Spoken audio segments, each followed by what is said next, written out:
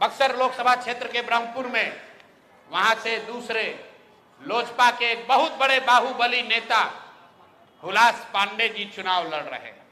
जरा सुनिए ये लोग कैसा कैसा राजनीति करते हैं। बिहार में स्वच्छता की बात कर रहे हैं। एनडीए का उम्मीदवार कौन है? लोजपा के हुलास पांडे। उनकी छवि क्या है वो आप हमसे बेहतर जानते हैं। वहां से ये जन सुराज के प्रत्याशी हैं डॉक्टर सत्य प्रकाश तिवारी। देख लीजिए, पटना में बहुत बड़ा नेत्र अस्पताल चलाते हैं और इनका चेहरा देख लीजिए कि एक दबाव में इन्होंने टिकट लिया है कि खुशी खुशी लिया है।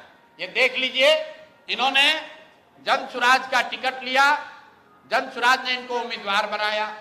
3 दिनों तक इन्होंने सक्रियता से वहां प्रचार किया, लेकिन कल जब नामांकन वापस लेने की अंतिम दिन थी, कल अंतिम तारीख था, परसों रात तक ये साहब अभियान में लगे हुए थे, प्रचार कर रहे थे, और कल सुबह में अचानक से भाई साहब ने अपना उम्मीदवारी, अपना नामांकन वापस लिया है। और वापस लेने के पीछे का चित्र देख लीजिए। उन्होंने एक चित्र जारी किया है कि जहां पर डॉक्टर साहब अपना नामांकन वापस ले रहे हैं, हम चित्र जारी कर रहे। देखिए, धर्मेंद्र प्रधान हैं और यही डॉक्टर सत्य प्रकाश तिवारी हैं। इनके घर पर बैठ के इनको देखिए क्या किया जा रहा है। आपने भारत के लोकतांत्रिक इतिहास में ये नहीं देखा होगा कि चुनाव घोषित होने के बाद जो उम्मीदवार है, आधिकारिक तौर पे जो उम्मीदवार है, उससे पार्टी का कार्यकर्ता नहीं, लोकल नेतृत्व नहीं, भाजपा के केंद्र में मंत्री धर्मेंद्र प्रधान हैं। ये देखिए, हाथ मिला रहे हैं भाई साहब इस डॉक्टर के घर पर बैठ के। इसको दबाव देकर जबरदस्ती इनसे चुनाव में इनका नामांकन वापस लिया गया है।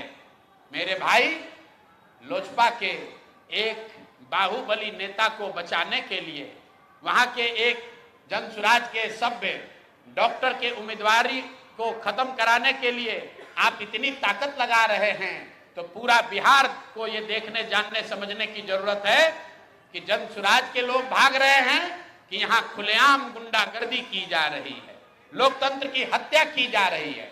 आप बताइए, आप में से कोई भी आदमी, आप सारे पत्रकार, यहाँ देश के भी पत्रकार हैं, पूरे देश के इतिहास में, लोकतांत्रिक इतिहास में आप दिखा दीजिए कि जहां किसी दूसरे पार्टी का घोषित उम्मीदवार, उसके साथ भारत के गृह मंत्री, भारत के केंद्रीय मंत्री बैठकर उसको डराकर, समझाकर, कोर्स करके उससे उम्मीदवारी वापस लेने के लिए मजबूर कर रहे हैं। ये चित्र आपके सामने जारी कर रहे हैं। ये कहानी यही नहीं रुकी है। ऐसी गलती इन्होंने सूरत में की थी।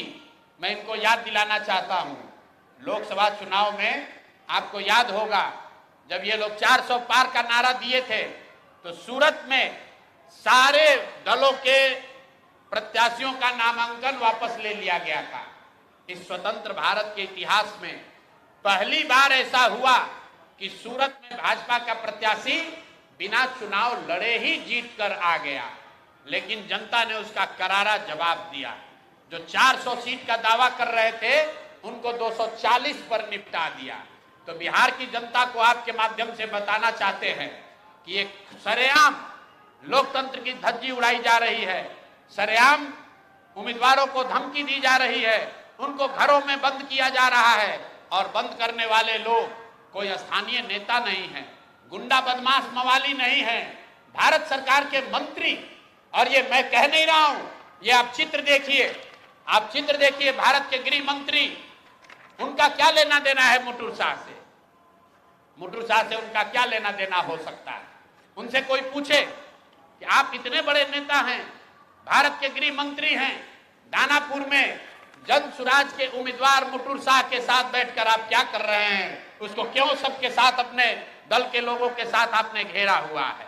और ये देखिए, दूसरा सत्य प्रकाश तिवारी जी के साथ यहाँ के भारत के दूसरे मंत्री धर्मेंद्र प्रधान बैठकर देखिए चाय नाश्ता कर रहे हैं। और डॉक्टर साहब बताइए, कोई एक डॉक्टर हिम्मत करके बिहार की व्यवस्था को सुधारने के लिए खड़ा हुआ है, आप उसका हौसला अफजाई नहीं कर रहे हैं। आप उसका विरोध कर रहे हैं, यहां तक तो ठीक है, लेकिन आप उसके घर पर बैठ के उस पर राजनीतिक, आर्थिक, सामाजिक दबाव बना रहे हैं, उसको धमका रहे हैं, ये कहां तक ठीक है? ये बिहार की जनता को देखने और समझने की जरूरत है।